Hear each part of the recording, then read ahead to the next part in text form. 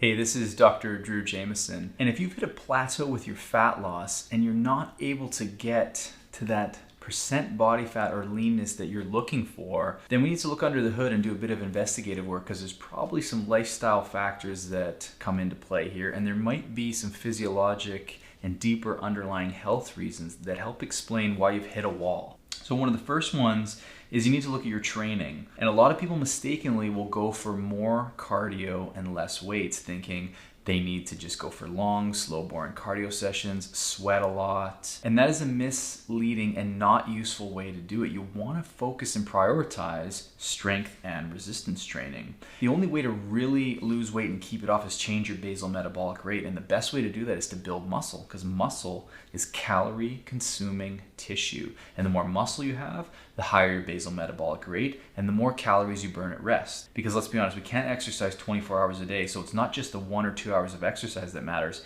It's what our body is doing in the other 23 or 22 hours that matters most. And if you rev your metabolism up by building a ton of muscle, this is an awesome way to do it. If you need help with this or you've never done it before, grab a certified coach, someone that can build a plan with you, pave the way, and make sure you do it safely. But resistance training has to be number one. If you're doing tons of cardio and just a little bit of weights, you have to flip that completely. Another big one for getting lean and losing fat, you got to make sure you're sleeping properly. If you're not sleeping 7 or more hours each night, that next morning you're going to be insulin resistant, which means you're not going to handle sugar as well. Your blood sugar is going to be off, your ability to burn fat is going to be thrown, and so every missed night of sleep is another day that you're not going to be effectively burning fat, because insulin, remember, is a storage hormone, regardless what way you look at it. And when you become insulin resistant after a crappy night of sleep, you're going to have more insulin in your system. Therefore, you're in storage mode, not burn mode. So it's really hard to get lean and burn fat if you have tons of insulin pumping through your system. So to stay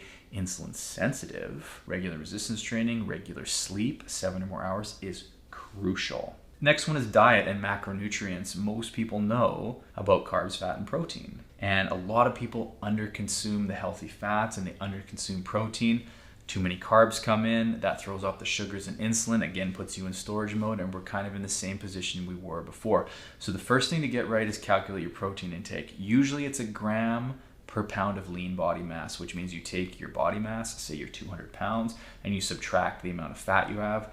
Say you're 10% body fat, then you'd minus the 20 pounds. So you'd need about 180 grams of protein. And then you want to add in some essential fats, and then the carbs make up the difference, okay? So you kind of work at it that way, figure out the protein, get the healthy fats in the mix, and then whatever's left over for your caloric requirements for the day, that's where the carbs come in. You can't do it the other way or it completely throws things off. And another big theme is people will just overconsume carbs.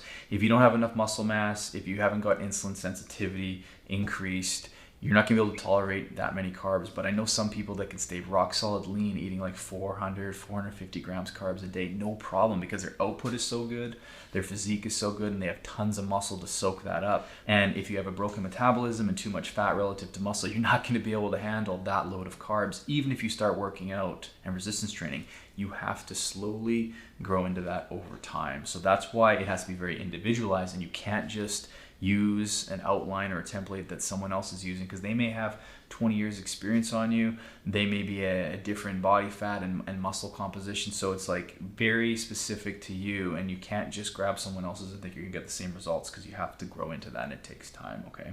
Another big mistake is people don't operate around a caloric deficit. They're just simply consuming a little bit too much. Notice how I haven't mentioned that till now, because all those things I mentioned first are more important than getting into a caloric deficit. A lot of people will say all that other stuff doesn't matter and you can simply just eat less and burn more, and that's the key to weight loss. It's a very simplistic way of looking at it, because there's crosstalk between the hormone systems. I already mentioned a few, insulin being the big one here, where you can't just ignore that and eat a caloric deficit and expect to get exactly what you want. You need to adhere to all those other things too, but a caloric deficit can definitely be helpful, just eating slightly under what you're burning, so something to consider there. Another big one is you're consuming too much alcohol, just simply partying too much, and then you kind of wonder, why am I not losing the weight that I want to lose? Well, it's no wonder. Your liver just completely shuts down fat burning when it has to process alcohol. So it's not going to get you to your goals quicker. You got to keep that in mind. I recommend minimizing alcohol completely, because it is a toxin that your liver has to get rid of. And then for the rest of that day or night, it's really hard for you to burn fat. So burning fat is the priority, you want to make sure that you're not consuming too much alcohol, and 0 is probably better if you're going into a real push and you're gonna cut and lean out. Some other things to mention is if you're eating foods you're intolerant to, this will also cause inflammation, water retention, and it'll be really hard for you to burn fat. Why is that? So when we eat foods that our body doesn't break down properly, it generates inflammation at the gut lining level and toxins. Now these toxins get absorbed into the bloodstream, and the first place they go is the liver. And since your liver is responsible when it comes to burning fat, if it's getting tied up with toxins from alcohol or food sensitivities, your liver is busy dealing with that, and it deprioritizes fat burning. So we've seen in as little as 3 months people lose 12 to 15 pounds simply by getting rid of the foods that they're sensitive to. You do a simple blood test, you check them against the 120 or 150 most commonly eaten foods. You see which ones are revving their system up, that they're not processing well, that are leading to inflammation and water retention. You get those out and the weight just starts to melt away. The skin tightens up, the jawline looks better, they feel lighter, their digestion's better, their skin clears up. Less headaches, better mental clarity. So a lot of other cool things when you get the right foods in your system. Another big one, if you're not getting lean, you want to consider thyroid dysfunction. So maybe you're hypothyroid, which means your metabolism is slow. You're not able to burn calories at the rate you should be because the master gland here, your thyroid, is not functioning correctly. And hypothyroidism is very common. It's one of the most common things people deal with in primary care. So they get in this hypothyroid state. One of the main symptoms is weight gain or inability to lose weight. You could also have coldness or intolerant to cold. Your blood markers can be off. You can have hair loss or hair distribution issues.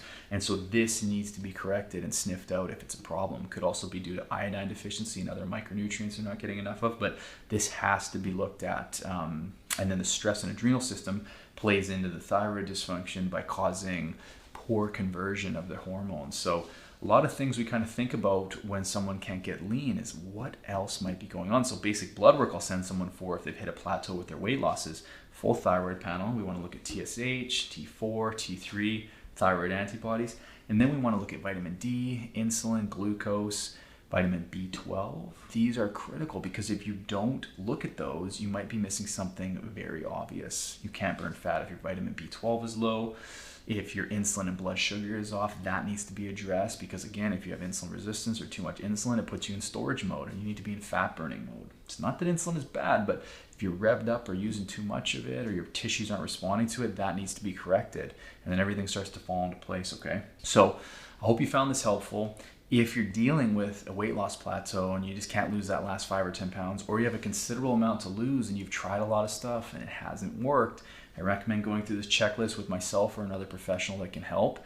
Get the right testing, get the right workup, and then you can build the right treatment plan, okay? So if you have questions, just drop a comment below. If you need help and want to reach out, feel free to do so. This is what I do. These are some of the cases I love to work with. So past that, thank you for watching and have an awesome day.